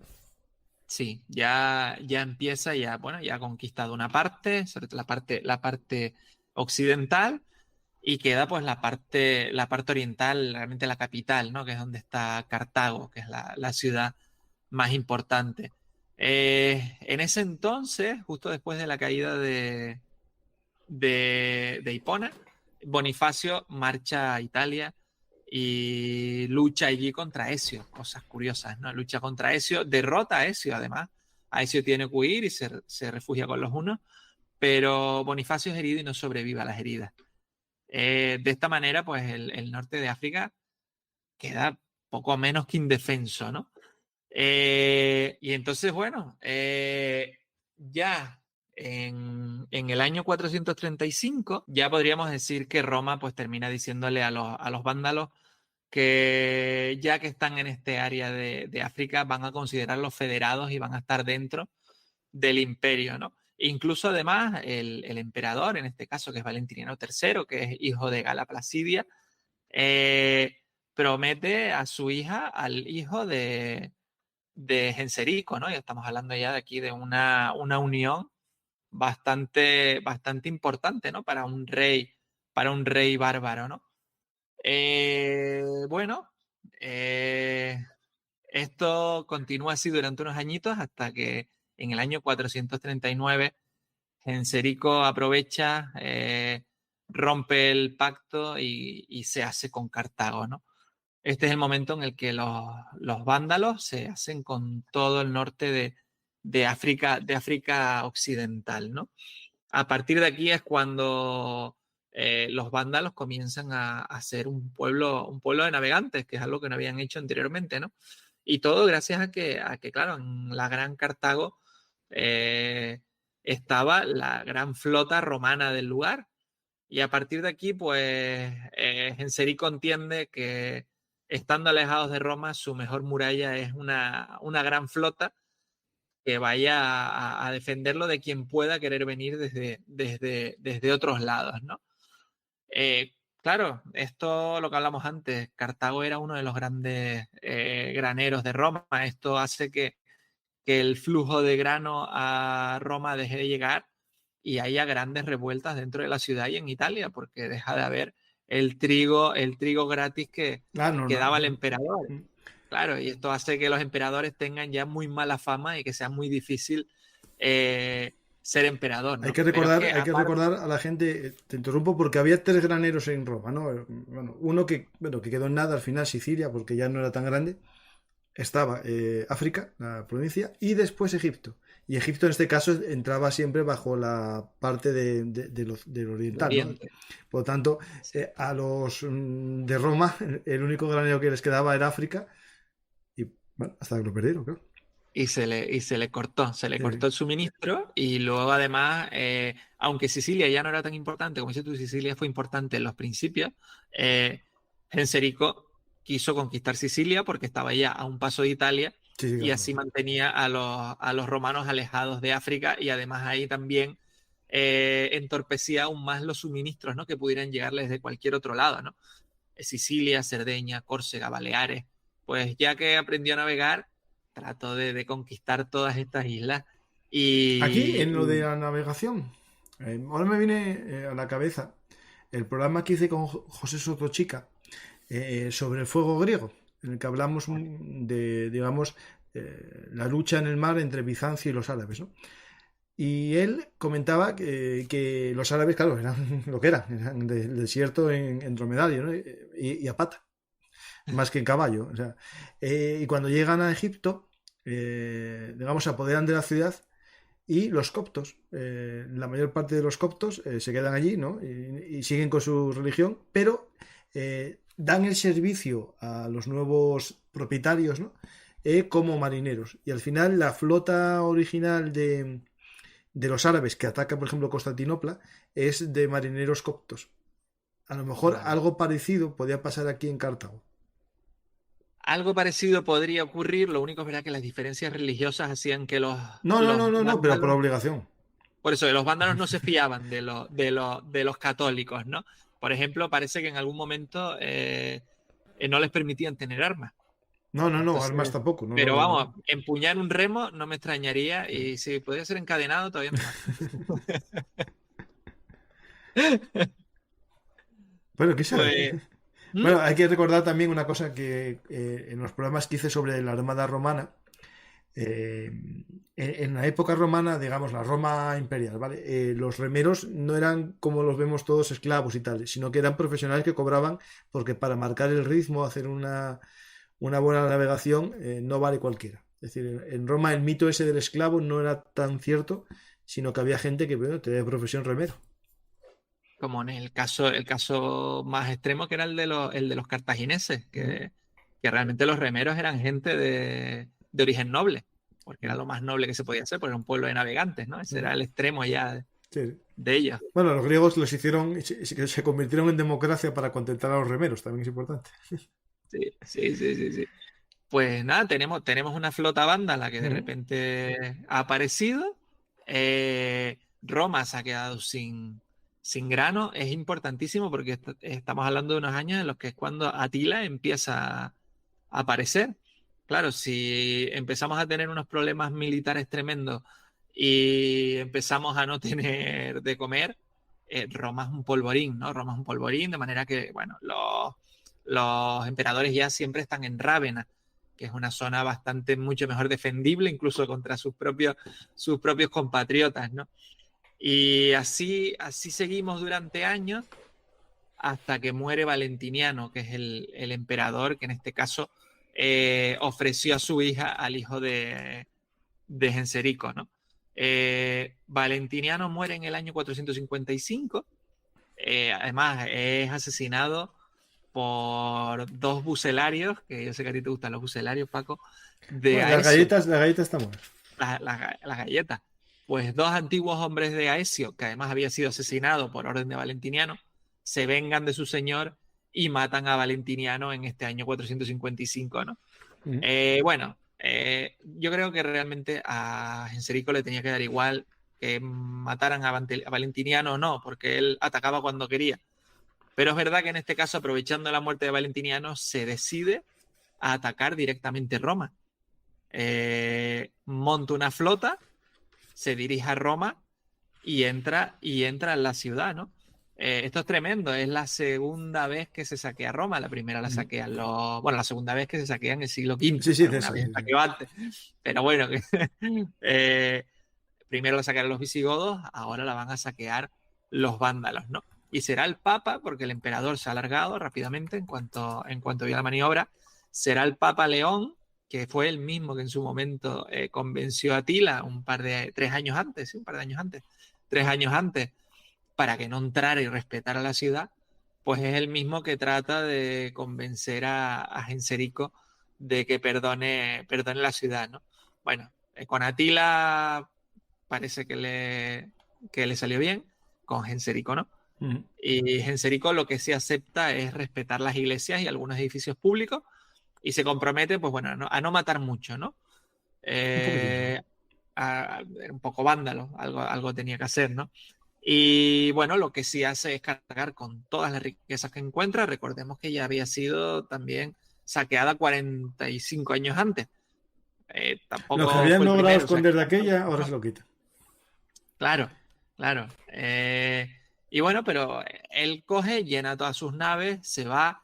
Genserico, que además era muy listo, incluso se lleva a trabajadores especializados para África, para reparar acueductos, para reparar murallas, y además se lleva a la hija del difunto Valentiniano, que se le habían ofrecido la mano a su hijo, pues se la lleva directamente para casarla, porque ya que estaban con problemas y al final nunca cuadraba, pues se lleva a la hija del muerto y a la mujer del muerto. Como que no hay fecha. Y se la lleva a Cartago. Encuentro yo sitio en la agenda, tú tranquilo. Mira, de hecho, este saqueo es conocido, estos 2 saqueos, ¿no? El de los visigodos y el de los vándalos. Pero hay un saqueo que hicimos hace poco, un programa con Soto Chica, y es interesante que la gente lo vea, que es el desconocido o menos conocido saqueo musulmán, ¿no? Árabe. De su última novela, además. Sí,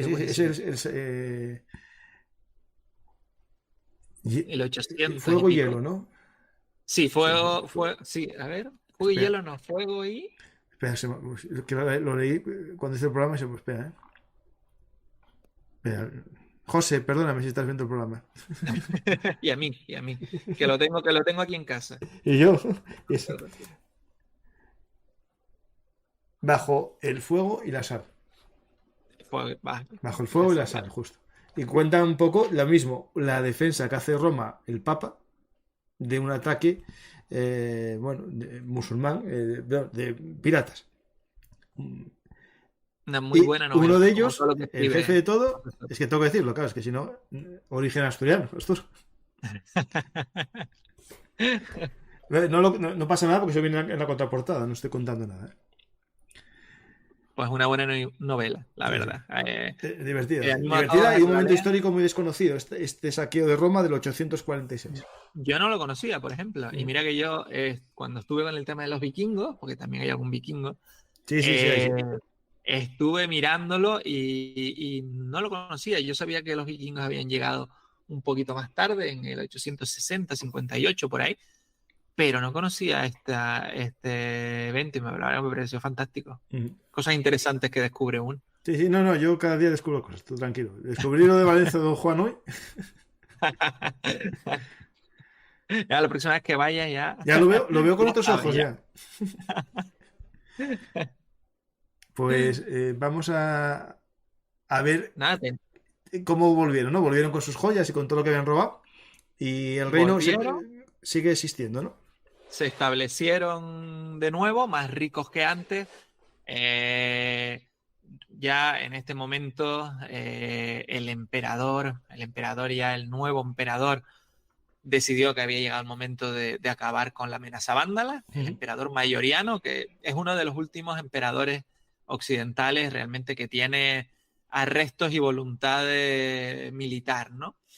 Pues este hombre consigue establecer una flota en Hispania. Este es un señor que se viene a Hispania para montar la flota para cruzar a África. Y lo que ocurre ahí también es uno de estos grandes misterios que nunca sabremos. Y parece que de alguna manera esta flota es saboteada. No sabemos si Genserico tiene algo que ver o fueron los vándalos que se quedaron en esta zona, en la Bética, en la Cartaginense, que ayudaron a sus compatriotas del otro lado del mar.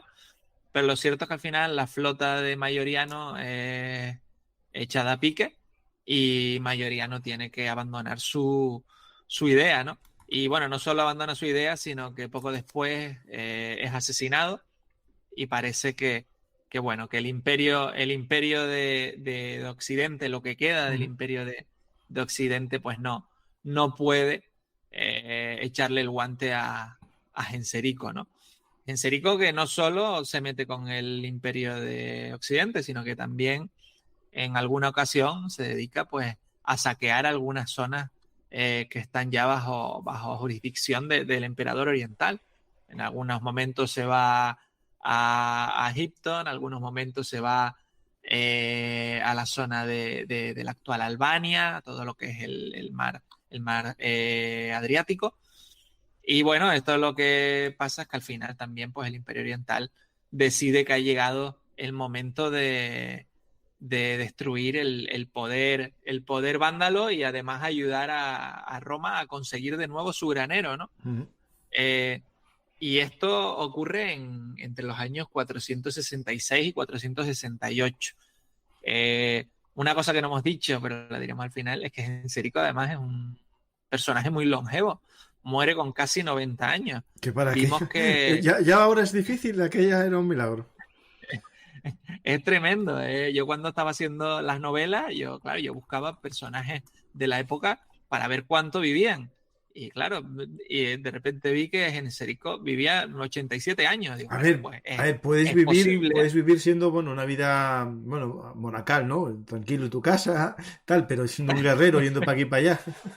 Lo de este hombre tenía más mérito Sí. todavía. Lo de Agustín de Hipona, que murió mayor, y Dacio, que murió con 70 años, todavía, eran obispos, Claro. y era más normal. Pero este hombre, 87 años, al pie del cañón, por así decirlo, pues la verdad que tiene un mérito tremendo, ¿no? Pues en el año, claro, en el año 466, este hombre tiene pues 70 y largos. Ya tiene una edad más que respetable, ¿no? En este momento, el Imperio Oriental pasa a la acción y conquista Cerdeña, le quita la isla de Cerdeña, ¿no? Como previo a ya pasar a África y destruir el reino vándalo, ¿no? Ocurre entonces una gran expedición, que es una expedición muy, muy interesante, que es la expedición de Basilisco, que es como se llama el general que llega desde Oriente dispuesto a destruir a Genserico, ¿no? Todo estaba pensado, todo parecía que iba a salir muy bien. Basilisco se montan una flota tremenda, se llega a decir que tiene 100.000 hombres a su cargo. Hay otra flota además que envía el Imperio Occidental de apoyo, que se establece en Sicilia, y además hay un ejército que va a pie desde Egipto, ¿no? hacia todo lo que era Cartago y la Tripolitania. Claro, un ejército inmenso en que en ningún momento los vándalos iban a poder hacerle frente, ¿no? Basilisco se establece, toma tierra en algún lugar de África, cerca del Cabo Bon. Sí, sí. Ahí voy a poner la foto de Cabo. Vale. Y estas cosas que al final nunca sabes por qué pasan, Genserico lo convence de que le dé 5 días de tregua. 5 días de tregua porque igual se va a entregar, ¿no? Eso es ganar tiempo. Ganar tiempo, tal cual. Bueno, Basilisco habrá pensado que iba muy sobrado, que tenía un ejército enorme, una flota tremenda y que daba igual 5 días más, 5 días menos. Lo que hace Genserico, que era muy listo también, él consigue una flota incendiaria y aprovecha estos 5 días para uno de estos días echar estas naves incendiadas con nafta, con todo consumible, con todo combustible que pudiera encontrar contra la flota oriental, que en este caso estaba pues fondeada mientras los 100.000 hombres estaban acampados en tierra, ¿no? Claro, esto hace un destrozo tremendo, la flota oriental es destruida casi por completo y al final Basilisco no tiene más remedio. Claro, es destruida, más además los alimentos, el agua, no tiene más remedio que dar media vuelta y abandonar la misión, ¿no?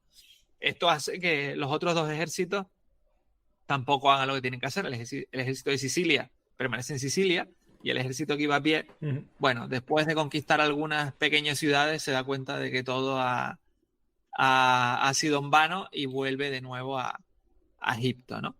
Esta es una de las grandes batallas, aunque no... Bueno, uno de los grandes eventos bélicos, no batalla, porque realmente no llegan a luchar, contra los que se tiene que enfrentar Genserico en su reinado, ¿no? Un momento clave y un momento muy difícil para este reino vándalo, ¿no?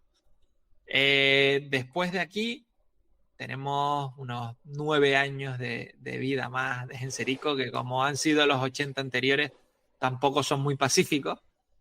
Y bueno, podemos decir que en el año ya 6 años después, en el año 474, el Imperio Oriental, después de esta derrota, al final deja a los vándalos tranquilos allí, firma un tratado con Genserico de paz perpetua y le reconoce la soberanía sobre estos territorios, ¿no?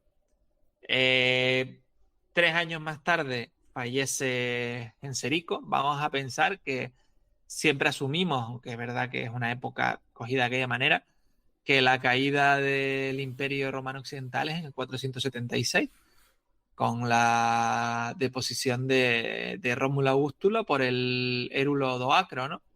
Los érulos, que como decías tú antes, es otro pueblo curioso porque es otro pueblo navegante, sí. Que tampoco sabemos muy bien por qué. Llegan a la península ibérica en algún momento, en el siglo IV, incluso antes, que nadie sabe muy bien qué hacen allí, ¿no? O sea que se ve que tenían habilidad también una vez tenían necesidad de hacer las cosas, ¿no? Pues en este 476 asumimos que cae el Imperio de Occidente y Genserico, aunque no fuera consciente de ello, sobrevivió a este momento y murió al año siguiente en el 477 como uno, y había establecido un reino que era una de las grandes potencias del Mediterráneo. Podemos decir que en este entonces era el Imperio Oriental, el reino vándalo, y un poquito después ya empiezan los godos, tanto los visigodos de Eurico en este entonces y después ya cuando empiezan en Hispania, y el gran rey ostrogodo Teodorico el Grande, ¿no? Son los grandes personajes y las grandes potencias, y todo se lo debe el pueblo vándalo a Genserico, porque 60 años después de su muerte, un poquito menos, el reino desaparece por completo, ¿no? Entonces estamos hablando de un personaje importantísimo en este siglo V, que yo muchas veces digo que Atila se lleva el reconocimiento, pero Genserico yo creo que es uno de los grandes dolores de muelas de Roma, ¿no? Es uno de sus grandísimos enemigos en estos últimos años. Pero nadie se acuerda del pobre Unerico, que es su hijo que esperó tanto como Carlos para heredar el trono de su madre. Exacto, es que hay que pensar en el pobre, todos los años que... ¿Cuándo fue rey este hombre? ¿A qué edad fue rey este hombre, Unerico? Vamos a ver lo que... Pues mira, Unerico fue rey 7 años nada más. Claro, no, espera, ¿qué edad tenía este hombre? Vale. Espera, a ver. Ya tenía que ser muy mayor. Pero... Nació en el 430 y fue rey en el 477. Es decir, con 47 años, ¿no? Muy mayor no era, ¿no? No muy mayor, porque hay uno incluso... No era muy mayor, no. Porque era algo habitual se ve que eran bastante longevos los vándalos, porque uno de los últimos reyes vándalos, creo que se llama Hilderico, coge el trono a los 60 años. Imagínate, era bisnieto de Genserico, y coge el trono a los 60 años, y podríamos decir, con es que ya le quedaba poco, 3 años, estuvo 3 años también. Le queda muy poquito. Estuvo poquito. Tuvo un gran error, 7 años de rey. Que fue, era un hombre que estaba muy influenciado por el Imperio Oriental, en este caso por Justiniano, ni más ni menos, ¿no? Y lo que hizo fue abrir la mano con los católicos. Abrió la mano con los católicos cuando todos sus antecesores habían sido muy poco permisivos con ellos, ¿no? Y esto lo que hizo fue que su propio pueblo se alzara y terminara deponiéndolo. El que conocemos como último rey vándalo, que fue Helimer, ¿no? Que en cuanto se dio cuenta de que Justiniano lo que quería era, como hicieron muchas veces los romanos también, conseguir un peón para poner en el trono y echar al que toca, cuando se enteró de eso, lo primero que hizo fue matar a Hilderico. Mató a Hilderico y esperó a que viniera Justiniano, si es que se atrevía, y Justiniano no solo se atrevió, sino que envió al grandísimo conde Belisario también, que fue con lo que podríamos decir con lo que empezó pues el Renovati Imperi de Justiniano, de tratar de volver a reunir toda la cuenca mediterránea dentro del poder de Roma, ¿no? En este caso de la Roma oriental, de Constantinopla. Y este fue pues el último episodio del reino vándalo, que desapareció para siempre. Pues la verdad que estaba buscando una cosa de Belisario, porque creo que de Belisario no tengo programa. Estaba dando vueltas a mi cabeza si tenía de Belisario. Tengo de Aecio y de... No, de Belisario no tengo, ¿no? Tengo que... Belisario es un gran personaje. No, yo creo que fue uno de los primeros libros que leí yo de novela histórica, el de... Robert Graves. Sí. De Robert Graves, con de Belisario. Muy bueno. Fue de los primeros. Y me gustó mucho. Sí. Y estoy pensando, no, de Belisario no tengo, no. Pues imperdonable. Pero deja de buscar si tengo, pero yo creo que no. Mientras tanto, la gente que vaya dejando preguntas y también que apunten la trilogía de Zoilo Hernández, está a la venta en todas las librerías, y puse en la descripción del programa y en el chat un enlace para el que quiera hacerse con él, que lo tengáis más fácil, si lo va a comprar en Amazon. Si lo va a comprar en la librería de su barrio, que lo siga comprando en la librería de su barrio. Pero si lo va a comprar en Amazon, que lo compre con mis enlaces. Vamos a ver preguntas. ¿Estás preparado? Venga, vamos. Es que yo creo que no tengo el Belisario. No. Pues nada, a ponerme cuando me dé la vida. La apuntamos. Sí. Vamos a ver preguntas.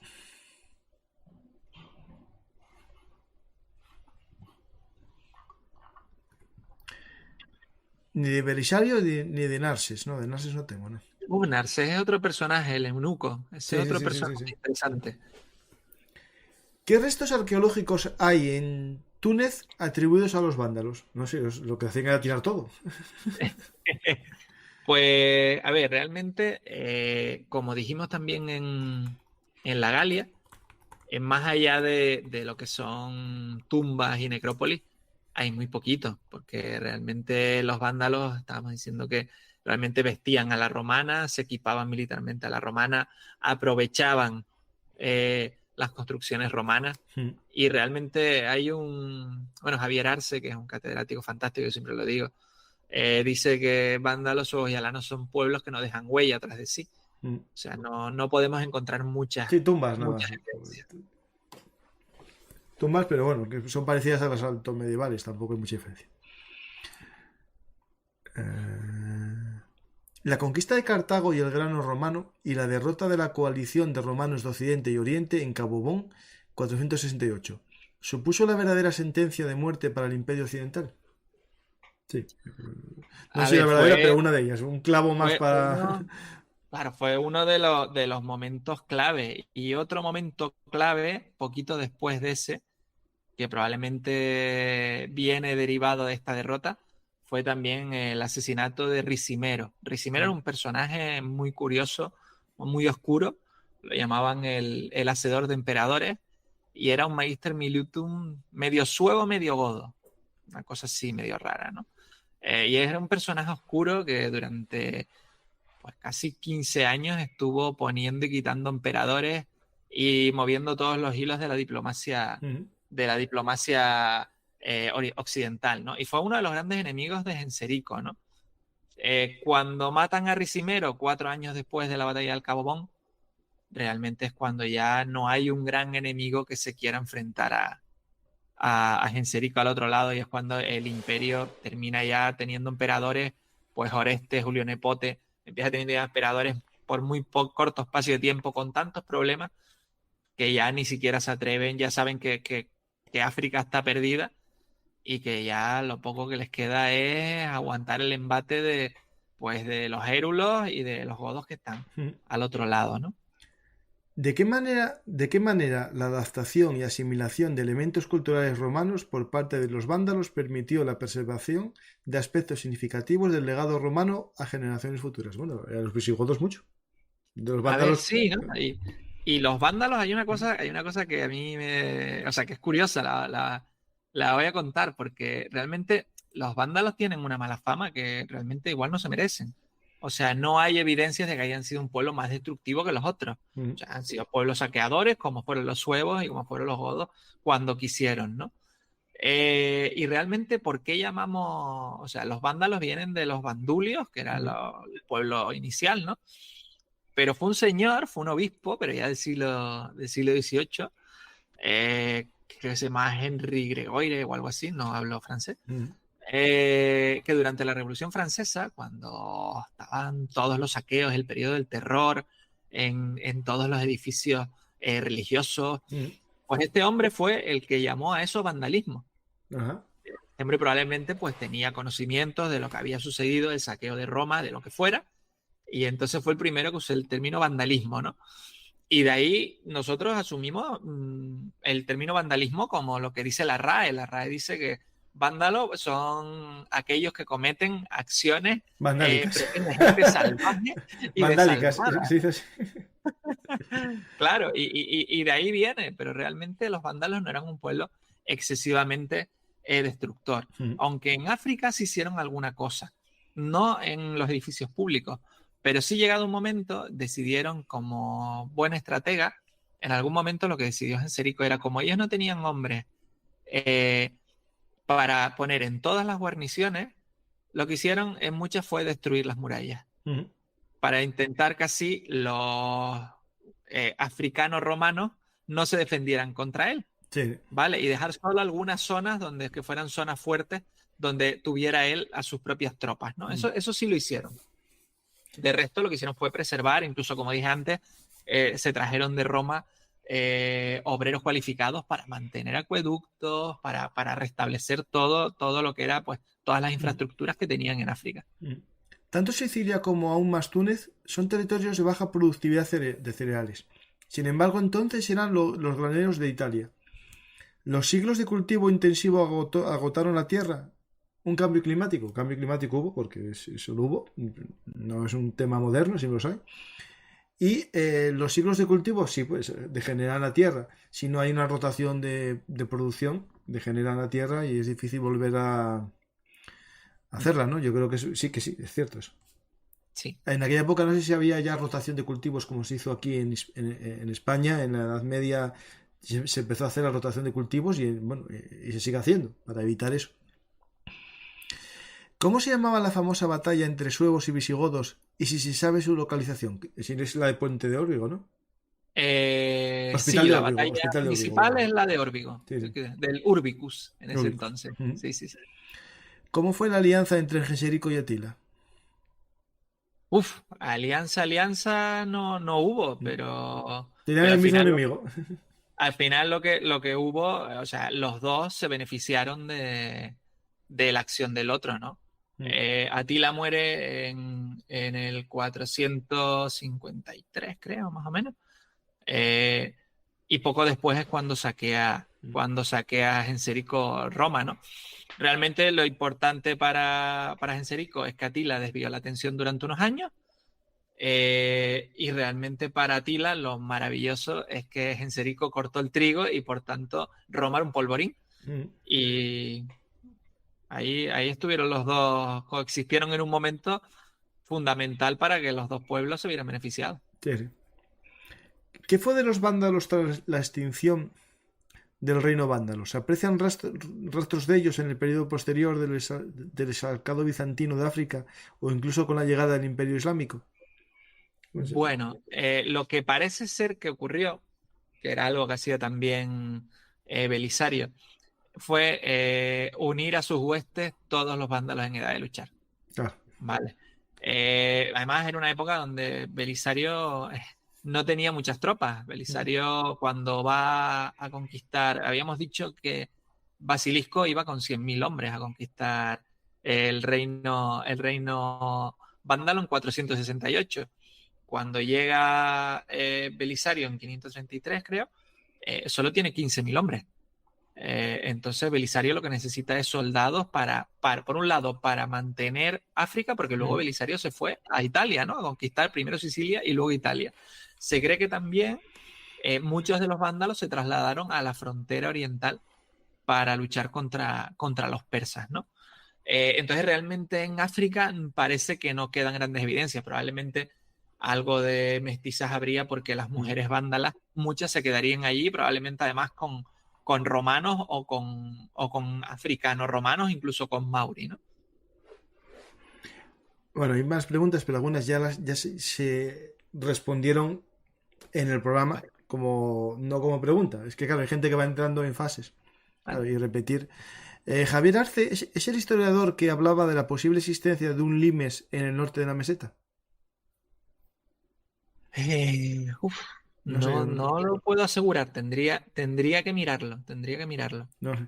Es cierto, pero sí. Todo lo que, si quieres, la verdad que quien ha estudiado mejor que yo haya visto este siglo IV, este siglo V en la península ibérica es Javier Arce, sin duda. Hay una pregunta del hielo, que sí, es cierto, el día 31 de diciembre pasaron por el hielo, pero lo explicamos ya al principio cómo fue el paso y todo.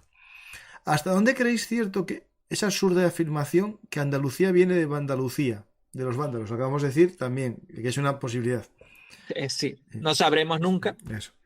Pero bueno, decir absurda tampoco puede ser, es decir, se parece bastante. Y en etimologías hay chorradas mayores todavía.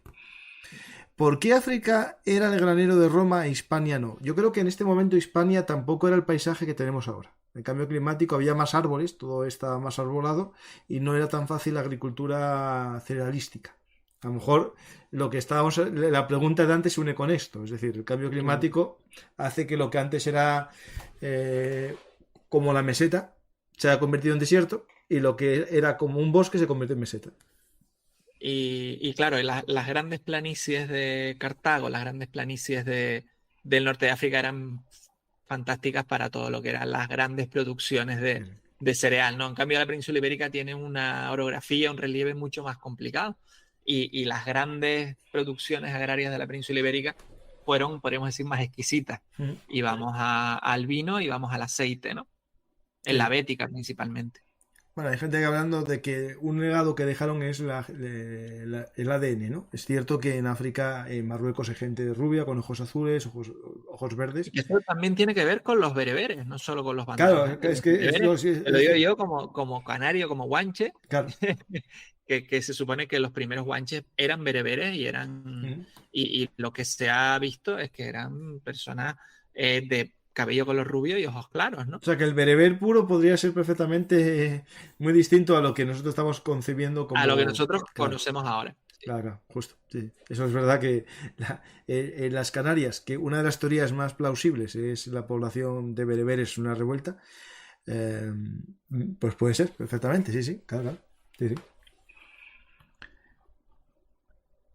Y de hecho, donde aparece mucha gente así con esos ojos son en zonas de montaña y en la zona de montañosa que menos intercambio genético hubo. Sí, pero pues. En la zona del Atlas, principalmente. Sí. Dices tú. Cierto.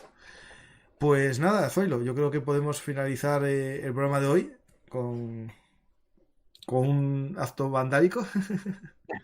Vamos a aconsejar a la gente, ¿no? Que no siga el ejemplo de los vándalos, ni de los suevos, ni de los alanos, pero sí que lea todo lo que sean tus libros de las cenizas de Hispania. No vamos a quemar Hispania, pero sí que podemos disfrutar, ¿no?, de ese viaje en el tiempo. En tus libros, el alano, la niebla y acero y el dux del fin del mundo. Y después en otros que tienes también distintos, pero hoy no venimos a hablar de eso, ¿no? Hoy no toca. Pues muchas gracias, Zoilo. La verdad que es todo un placer. Espero que vuelvas pronto. Ya veremos fecha ahí. Y nada, la gente que quiera seguir aprendiendo historia, ya sabe dónde estamos, en Bellum Artis Historia Militar, aquí en YouTube, en iVoox. Y ahora también ese pequeño rinconito de unos emprendedores que están creando un proyecto que me parece muy interesante, que os podéis apuntar todos, aunque sea en modo gratuito, que no pasa nada, es gratis, estáis allí en el Rincón Militar, entráis, y si queréis dar el salto a un proyecto que va a ir creciendo, tenéis ahí el descuento de Bellum Artis HM en el Rincón Militar y tendréis acceso a lo que vayamos creando poco a poco, cuando la vida me dé. Pero también recordad, parte de esas cosas van a ir en exclusivo también para los que sois mecenas, tanto en estas plataformas como en las demás. Es decir, el contenido exclusivo va a haber alguna cosa, pero son siempre pequeñas píldoras. Todo va siempre en abierto, pero van a ser vídeos de 5 minutos, 10 minutos, o hablar conmigo en directo y después lo paso aquí en diferido a una charla, como hacen los youtubers famosos. Pues Zoilo, muchas gracias. Espero que te haya gustado esta experiencia, este viaje a Bellum Artis. Ojalá un día estemos todos juntos en físico. Ayer justo estuve grabando con otro canario, con Guillermo Pulido, hablando de geopolítica, y hoy doy otro salto a otra isla para hablar... No, espera, ¿en qué isla estás tú? Tenerife. Ah, no, pues yo creo que él también, sí. Bien. Y, amiga, es verdad que ayer grabé con otro de Canarias. Por la tarde hice un podcast en diferido con Óscar del Carnaso, el de Historiae, que hablamos, y es de Tenerife también. Vale, es que Tenerife Sí. esto. No de Asturias, pero... No, mira, Tenerife no la conozco, tendré que ir un día. Pues vamos, te esperamos aquí. Sí. Muchas gracias, Paco, porque la verdad que yo me lo paso estupendamente. Disfruto mucho el programa y nada, felicidades por no solo por este, sino por los demás. Y cuando sea, cuenta conmigo. No, vamos a marcar fecha, que si no, esto me lo quitan. Me lo quitan de las manos. Pues muchas gracias, Zoilo. Y si quieres decir algo a la gente en despedida. Nada, que gracias por estar ahí, que espero que la hayan disfrutado, que hayan aprendido un poco y bueno, lo que dices tú siempre, que cualquier duda también en los comentarios del YouTube, pues la resolvemos por ahí. Pues muchas gracias, Zoilo. Muchas gracias a todos los que estáis en directo, a los que estáis en diferido, los que nos veis y nos escucháis y a los que nos escucháis. Gracias a todos los que formáis parte de este intento de dar a conocer la historia, de enseñar amar la historia con objetivo no solo de pasar un buen rato con el pasado, sino tomar lecciones para entender el presente y el futuro. Por eso también hago muchos programas de actualidad, porque me parece interesante ir conectando puntos, ¿no? Es decir, hay gente que habla de actualidad y solo habla de tal, pero siempre me gusta, como ya sabéis, sacar tajadas históricas, sacar puntilla, para que todo lo que sucede ahora tiene siempre una raíz en el pasado. Como dijo aquel centurión romano, lo que hagas tendrá ecos en la eternidad. Pues muchas gracias a todos y hasta la próxima historia hablada aquí en Velum Artis, Historia Militar, vuestro lugar de encuentro para disfrutar de la historia.